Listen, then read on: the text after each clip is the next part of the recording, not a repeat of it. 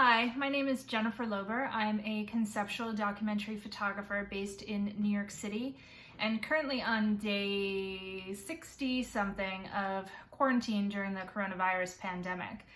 Before all of this madness started, I was lucky enough to attend the opening of Mourning on Loss and Change in Hamburg, Germany, where I'm exhibiting my series Left Behind. Though my work was conceived and produced before the lockdown, I think there's a timely relevance to our collective grieving and knowledge that life may never be the same again.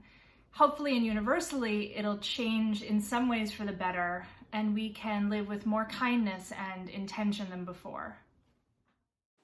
My mom died in February 2013, shortly after being diagnosed with cancer. After she passed, I went through her personal belongings with the task of deciding what to keep and why. My choices felt instinctual on some level, and only later did I start recognizing some of the objects I had kept from our old family photographs.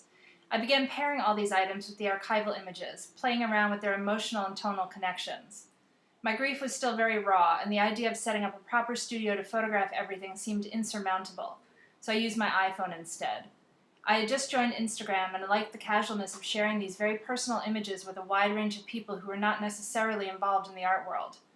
The response was immediate. Having so many connect on a direct level, reaching out to me to express their own stories, was incredibly helpful in allowing me to move past my own sorrow.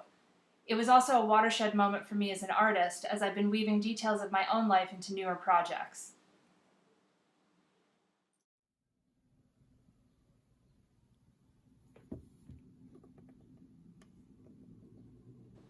While home in self-isolation prepping for this video, I found myself looking through my mom's jewelry box at some of the objects that made their way into the series. I hadn't opened it for a couple of years, but the smell of my mom's Chanel No. 5 was just as strong as the last time I saw her.